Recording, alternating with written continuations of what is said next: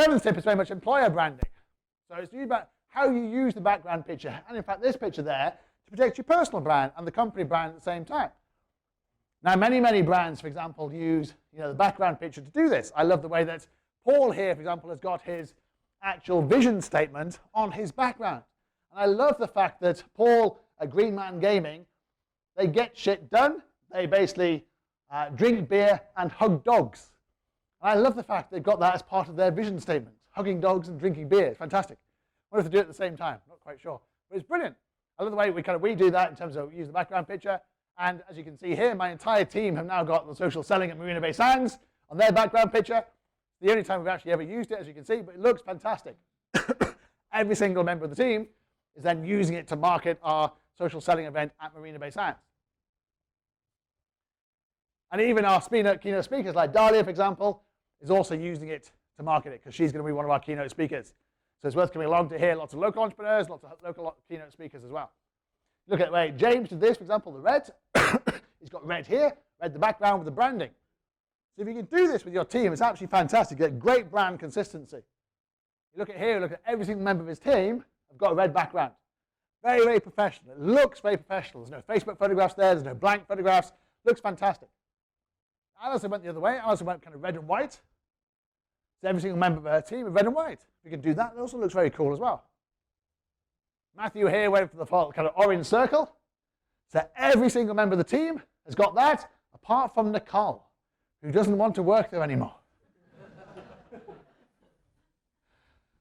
So you do want to market your company through your leader. Now the reason why, and the stats bake this up, is that on LinkedIn, only have about 5 million followers out of 610 million. So if LinkedIn can't convince you to follow their page on LinkedIn, it doesn't cost them anything to do so, you and I have got no chance with our company pages. Because Jeff Weiner, for example, who's the CEO of LinkedIn, has twice as many followers as LinkedIn does. Because people follow people. They don't follow company pages. Microsoft, who own LinkedIn, only have 6 million followers. But Bill Gates has 18 million followers, 3 times what Microsoft have. Because people follow people on LinkedIn. They don't follow company pages. Look at Rico de Blanc, for example. Look at how he uses content to actually market his properties. He's not trying to market them individually. He's talking about ethos and vision. Happy employees equal happy guests. Writing blogs about it, or when Apple learned from the Ritz-Carlton. Telling stories about how the ethos of the Ritz-Carlton actually has enthused someone like the Apple store. Arnie Sorensen's absolutely brilliant doing this. He's the CEO of Marriott Starwood, the largest hotel chain in the world. Big responsibility. All his stakeholders are on LinkedIn. So he writes blogs about moving with purpose on Global Running Day. He basically makes it personal. He basically equates his brand to what LinkedIn is about, leadership. Talks about Labor Day reflections, his Matter story. And he picked out his Matter deliberately as being great customer service because she's an immigrant. So he believes passionately that Marriott should be allowed to employ immigrants in America because he believes they give better customer service. So he used her story on LinkedIn and gets phenomenal traction for actually doing so. Quite brave for an American CEO, but he did it. If you look at the Marriott page, got 800,000 followers.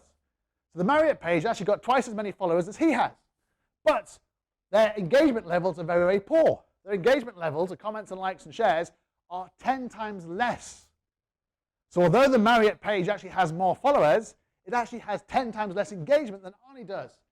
Because people don't follow companies on LinkedIn. They follow and engage with people. Best example is Richard Branson, who has 20 million followers on LinkedIn. So he is basically setting the way in terms of blogging, in terms of thought leadership, in terms of leadership, writing blogs about creating a great, fantastic company culture, entrepreneurship, how you actually use kind of LinkedIn and the ethos to actually embed your culture into your organization. If you look at the largest company page on LinkedIn for Virgin, 120,000 followers. So even Richard Branson can't get people to follow company pages. Less than 1% of people follow company page on LinkedIn that is Virgin comparative to Richard Branson. So it's all about the leaders. This is why it's all about you.